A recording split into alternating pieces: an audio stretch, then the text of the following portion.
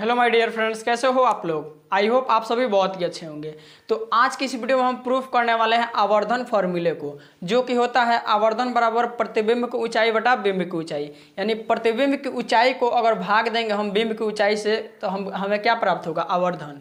ठीक है, तो उसी को यानी कि m बराबर माइनस का v बाई यू होता है दर्पण के लिए, तो उसको आज हम प्रूफ करने वाले हैं। इसके लिए हमने यहाँ पे एक जो है प्रतिबिंब का निर्माण कराया है। यहाँ पे वस्तु रखा है जो कि वक्रता केंद्र के बाहर है। ए बी नाम का कोई वस्तु है, जहाँ से एक किरण लिया है मुख्य अक्ष के समानांतर, और ये दर्पण से परावर्तन के बाद कहाँ जाएगा, तो फोकस से जाएगा। और एक किरण और लिया है जो कि दर्पण के ध्रुवों पर लिया है। यहाँ पे क्या करते हैं, इसका नाम लिख देते हैं, MP लिख देते हैं इसका नाम। इसका ये रहा MP, ध्रुव किसके, P से ध्रुव को दिखाया जाता है। ठीक है, तो ऐसे हमने लिख दिया। अब देखिए यहाँ से जब हमने किरण लिया है तो ये किरण आकर यहाँ पे इस किरण को कट कर रहा है, तो यहाँ पे प्रतिबिंब का निर्माण हुआ। प्रतिबिंब का नाम हमने A डैश B डैश रख दिया। ठीक है, यहाँ पे P हमने इसका नाम ले लिया है, और ये हमारा यहाँ पे M हमने नाम ले लिया है, ये P है यहाँ पे। तो इसके लिए कुछ यहाँ पे मटेरियल का जरूरत होगा जो कि हमने यहाँ पे लिख लिया है। ये सब पता होना जरूरी है, तभी ये प्रूफ हो पाएगा। जैसे कि वस्तु दूरी का बात किया जाए, A से P है, A से P वस्तु दूरी है। सभी दूरियां दर्पण के ध्रुवों से मापी जाती है, तो ध्रुव से यहाँ पे जो वस्तु यहाँ पे रखे हैं, तो AP क्या हो जाएगा, वस्तु दूरी। इसको माइनस U से लिखेंगे, क्यों, क्योंकि ये दर्पण की बाईं तरफ है, और बाईं तरफ सभी दूरियां माइनस में होती है। बात की जाए प्रतिबिंब दूरी यानी कि A डैश P, तो A डैश P क्या है, दर्पण से बाईं तरफ है, तो ये भी माइनस में लिखाएगा। आगे देखिए वस्तु की ऊंचाई, तो वस्तु की ऊंचाई प्रधान अक्ष से यानी मुख्य अक्ष से ऊपर है, तो प्रधान अक्ष से ऊपर की दूरियां प्लस में मापी जाती है। तो यहाँ पे क्या करेंगे, ए भी क्या है, प्लस है। अब देखिए यहाँ पे प्रतिबिंब की ऊंचाई, प्रतिबिंब की ऊंचाई अगर देखा जाए प्रधान अक्ष से नीचे है, तो ये माइनस में रहेगा। क्या रहेगा, तो यहाँ पे माइनस में रहेगा, माइनस का H डैश। तो आई होप आपको ये सभी समझ में आया होगा। यहाँ पे A डैश B डैश के जगह पर माइनस का H रखेंगे, A B के जगह पर H रखेंगे, और A डैश P के जगह पर माइनस का V रखेंगे, A डैश A P के जगह पर माइनस का U रखेंगे। तो आइए अब हम प्रूफ करते हैं। प्रूफ करने के लिए इसमें क्या करेंगे, दो त्रिभुज उठाएंगे और उसको समरूप सिद्ध करेंगे, हमारा काम खत्म। ठीक है, यानी कि दर्पण फॉर्मूला M बराबर,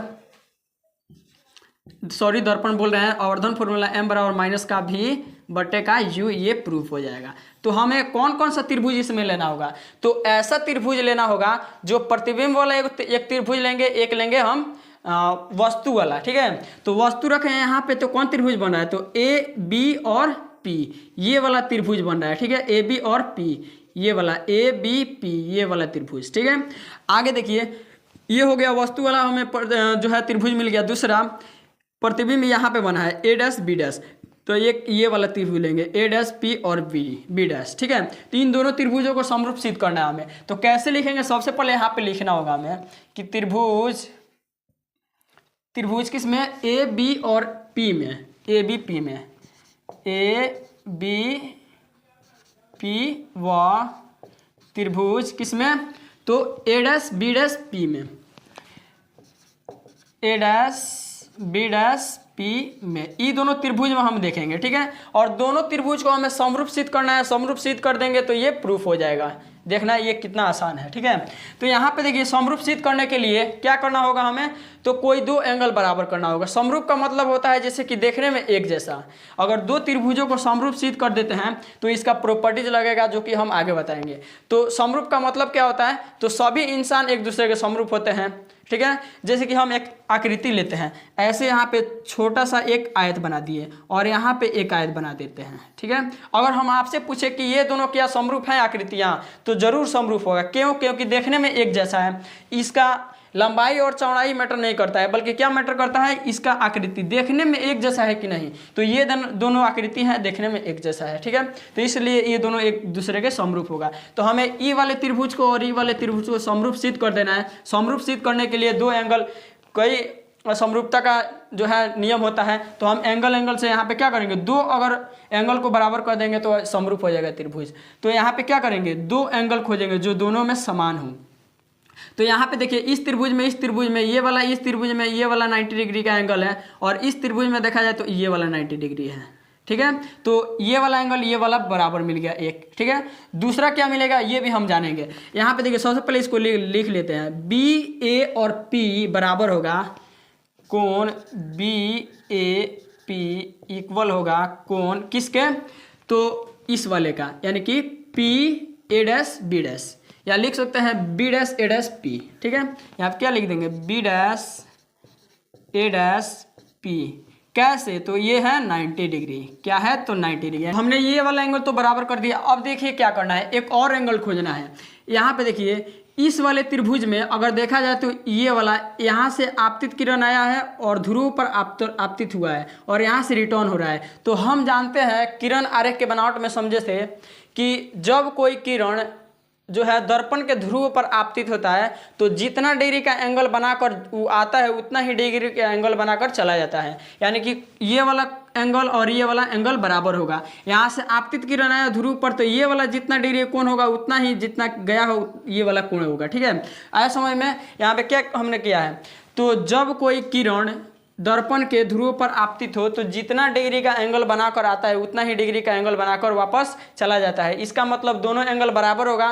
तो यहाँ पे हम क्या करेंगे, इसको लिख लेंगे, यानी कि एक एंगल हमने 90 डिग्री बराबर कर लिया है, दूसरा एंगल हमारा ये वाला मिल गया, यानी ए पी और बी लिखेंगे कोण ए पी बी इक्वल होगा किसके, कोण, तो इस वाले का इक्वल होगा ये वाला कोण। तो ए डैश पी और B dash, A dash P और बी डैश, कैसे, तो ये क्या है, तो यहाँ पे हम समझ चुके हैं दोनों कोण क्या होता है, बराबर होता है। तो यहाँ पे देखिए जब दो हमने एंगल बराबर कर लिया, इस वाले त्रिभुज का 90 डिग्री वाला ये एंगल बराबर कर लिया और ये दोनों एंगल बराबर कर लिया, तो एंगल समरूपता से ये दोनों क्या होंगे, दोनों त्रिभुज समरूप हो जाएंगे। तो इसलिए लिखेंगे यहाँ पे, इसलिए त्रिभुज ए बी पी समरूप होगा त्रिभुज किसके, तो ए डैश बी डैश पी के। तो यहाँ पे समरूप हमने दोनों त्रिभुजों को सिद्ध कर लिया। तो समरूपता का प्रॉपर्टीज क्या होता है, यानी कि गुण क्या होता है, तो जब दो त्रिभुज एक दूसरे के समरूप हो तो उनके संगत भुजाओं का अनुपात बराबर होता है। ध्यान से सुनिएगा, जब दो त्रिभुज एक दूसरे के समरूप होते हैं तो उन दोनों त्रिभुज के संगत भुजाओं के अनुपात क्या होते हैं, बराबर होते हैं, यानी कि इसका लंब और इसका लंब का अनुपात बराबर होगा इसके आधार और इसके आधार के बराबर, ठीक है। तो वही वाला यहाँ पे लिखेंगे, इसका लंब क्या है, बड़े वाले त्रिभुज का प्रतिबिंब वस्तु वाले का ए बी है, तो ए बी किसके अनुपात में जाएगा, तो इस वाले के, यानी कि ए डैश बी डैश। तो ऐसा नहीं करेंगे, पहले लिख लेते हैं किसका, प्रतिबिंब वाला लिख लेते हैं। तो इसका लंब क्या है, ए डैश बी डैश है, तो ए डैश यहाँ पे बी डैश लिख लेंगे। सबसे पहले क्या लिखेंगे, ए डैश बी डैश बाटा उस वाला का लंब क्या है, ए बी है, बराबर में इसका अगर आधार देखा जाए तो ए डैश पी है आधार इस वाले त्रिभुज का, ए डैश पी, और बटा इस वाले का आधार ए से पी है, तो यहाँ पे ए पी लिखेंगे। अब यहाँ पे देखिए ए डैश बी डैश क्या है, तो ए डैश बी डैश प्रतिबिंब की ऊंचाई है, ठीक है। ए डैश बी डैश क्या है, तो प्रतिबिंब की ऊंचाई, और उसको क्या लिखे हम वहाँ पे, तो माइनस का एच डैश। आया समझ में। ये क्या था हमारा, प्रतिबिंब की ऊंचाई को माइनस एच, माइनस क्यों लिखेंगे, क्योंकि ये प्रधान अक्ष से नीचे है इसलिए माइनस लिखेंगे, और एच डैश किसको दिखाए हम, प्रतिबिंब की ऊंचाई को। तो एच माइनस का एच डैश ये हो गया प्रतिबिंब की ऊंचाई, बिंब का ऊंचाई क्या है, तो एच है, तो ए बी क्या है, ए से बी देखा जाए तो एच है, यानी प्रतिबिंब की ऊंचाई बराबर ए डैश बी, ए डैश पी क्या है, तो प्रतिबिंब दूरी है, माइनस का भी, और बाटा माइनस का यू हो जाएगा ए से बी, क्योंकि वस्तु दूरी है वो, ठीक है। यहाँ पे देखिए ये से ये कट जाएगा, माइनस, इधर बचा माइनस का एच डैश बटा एच, तो माइनस का एच डैश से किसको दिखाते हैं, तो प्रतिबिंब की दूरी, और एच से किसको दिखाते हैं, तो बिंब की दूरी, ठीक है। और यहाँ पे देखिए आवर्धन बराबर क्या होता है, प्रतिबिंब की दूरी, प्रतिबिंब की ऊंचाई बटा बिंब की ऊंचाई, आवर्धन को m से लिखा जाता है। तो प्रतिबिंब की ऊंचाई बटा बिंब की ऊंचाई ये वाला हो गया, प्रतिबिंब की ऊंचाई बटा बिंब की ऊंचाई, h डैश से प्रतिबिंब की ऊंचाई को दिखाते हैं और h से बिंब की ऊंचाई को दिखाते हैं। तो यहाँ पे क्या लिख सकते हैं, इसके बदले में हम क्या लिख सकते हैं, तो ये प्रतिबिंब की ऊंचाई बटा बिंब की ऊंचाई है और आवर्धन का फॉर्मूला होता है, ठीक है। तो आवर्धन को m से दिखाते हैं, बराबर में यहाँ से माइनस हट के इधर जाएगा तो माइनस का क्या हो जाएगा, v, और बाटा का u हो जाएगा। ये रहा हमारा आवर्धन फॉर्मूला, और इसको हमने बहुत ही आसानी तरीके से प्रूफ कर दिया। तो इस प्रकार से आप आवर्धन फॉर्मूले को बहुत ही आसानी तरीके से प्रूफ कर सकते हैं।